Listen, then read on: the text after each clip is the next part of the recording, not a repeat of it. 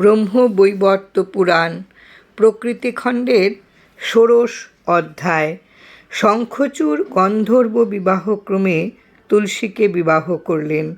তখন স্বর্গে দুন্দুভি ধ্বনি ও পুষ্পবৃষ্টি হতে লাগল। শঙ্খচূড় তার প্রিয়তমা রমণীর সঙ্গে ক্রীড়াতে প্রবৃত্ত হলেন। সতী তুলসীও নবসঙ্গম সুখে মূর্ছিত হয়ে তিনি সেই নির্জন প্রদেশে সম্ভোগ সাগরে নিমগ্ন হলেন। কামশাস্ত্রে চতুষ্ষষ্ঠী কলা পরিমিত রসিকদের যে চতুষ্ষষ্ঠী প্রকার সুখ উক্ত আছে, রসিকেশ্বর শঙ্খচূড় সুখ শৃঙ্গারে রত হয়ে অঙ্গ প্রত্যঙ্গের সম্মিলন করে সেই সমস্ত সুখ উপভোগ করতে লাগলেন। কোনো সময়ে জনপ্রাণী শূন্য রমণীয় প্রদেশে পুষ্পচন্দন চর্চিত সুগন্ধি শয্যাতে, কখনো বা নদী তীরে পুষ্পোদ্যানে শঙ্খচূড় বিভূত ভূষণে ভূষিতা রসিকা তুলসীকে নিয়ে সুখ সঙ্গ করতে লাগলেন। সুরত নিপুণা তুলসী ও শঙ্খচূড়ের সুখে বিরতি হইল না, নিয়ত চলতে লাগল। তুলসী সুরত ব্যাপারে প্রাণপতির মনোহরণ করলেন। রসভাববিদ শঙ্খচূড়ও সেই রসিকতার চেতনা হরণ করলেন। পরস্পরে সংশ্লেষক্রমে তুলসীপতির বাহুদয়ের তিলক ও বক্ষের চন্দন গ্রহণ করলেন। শঙ্খচূড়ও তুলসীর ললাটস্থিত সিন্দুর বিন্দু গ্রহণ করলেন। শঙ্খচূড় প্রিয়তমার বক্ষদেশে নখক্ষত করলেন। তুলসীও রসরাজের বাম পাশে করভূষণের চিহ্ন প্রদান করলেন। দৈত্যরাজ প্রিয়ার ওষ্ঠপুটে দংশন করলেন। তুলসীও তার গণ্ডমণ্ডলে তার চতর্ষণ দংশন করলেন। তারপর তাদের সুরত ক্রিয়ার অবসান হল।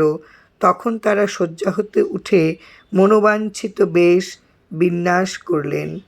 তুলসীপতির রমণীয় সর্বাঙ্গে গন্ধদ্রব্য অনুলেপন করে ললাটে কুঙ্কুমাক্ত চন্দনের দ্বারা তিলক রচনা করলেন। তারপর সুবাসিত তাম্বুল, বহ্নির মতো বিশুদ্ধ বস্ত্র, পারিজাত কুসুম, অমূল্য রত্ন নির্মিত অঙ্গুরীয়ক এবং ত্রিলোক দুর্লভ সুন্দর মণিপতিকে দান করে বারবার বলতে লাগলেন, হে নাথ, আমি আপনার দাসী।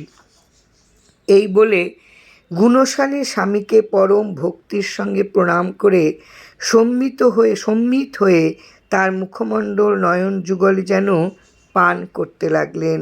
তখন শঙ্খচূড় প্রিয়াকে বক্ষে ধারণ করে হাসিমুখে প্রিয়ার বস্ত্রাচ্ছাদিত মুখমণ্ডল দর্শন করে গণ্ডমণ্ডলে ও বিম্বতুল্য ওষ্ঠপুটে পুনর্বার চুম্বন করতে লাগলেন। তারপর তাকে বরুণ হতে আহৃত বস্ত্রযুগল, সাহা হতে গৃহীত মঞ্জুরি যুগল, ছায়ার কেয়ুরদ্বয়, রোহিণীর কুণ্ডল, রতির রত্নদ্বয় অঙ্গুরীয়ক ও শ্রেষ্ঠ ভূষণ, বিশ্ববর্ণা প্রদত্ত মনোহর শঙ্খ, বিচিত্র অলঙ্কার, দুর্লভ সজ্জা প্রদান করে এবং প্রীতি উৎপাদন করলেন।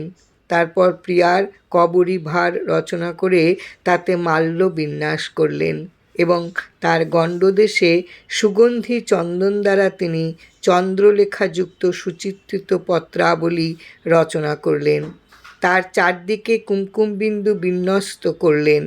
তারপর প্রিয়তমা তুলসীর ললাট দেশে প্রজ্বলিত প্রদীপ কণিকার মতো সিন্দুর বিন্দু প্রদান করলেন এবং তার স্থলপদ্ম বিনন্দিত পদযুগলে নখর শ্রেণীতে অলক্ত প্রকার পরাগ বিন্যাস করে সেই অলক্ত রঞ্জিত চরণযুগল বক্ষে ধারণ করে বলতে লাগলেন, দেবী, আমি তোমার দাস। এই কথা বলে তাকে বক্ষে ধারণ করে রত্ন নির্মিত যানে সেই তপবন পরিত্যাগ করে স্থানান্তরে গমন করলেন।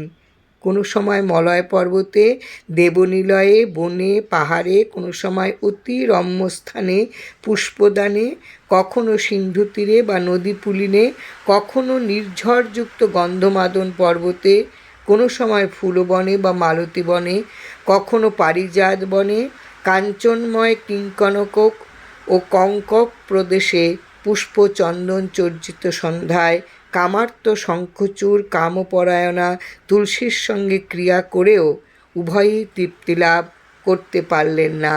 তাদের কাম প্রবৃত্তি ঘৃত সংযুক্ত বহ্নির মতন বৃদ্ধি পেতে লাগল। অবশেষে মহাপ্রতাপশালী দানব শঙ্খচূড় পত্নীকে সঙ্গে নিয়ে নিজ বাসভবনে আগমন করে সুরম্য ভবন নির্মাণ করলেন। তাতে নিয়ত রমণী বিহারে রত হয়ে রাজ্য ভোগ করতে লাগলেন। জয় রাম, জয় রাম।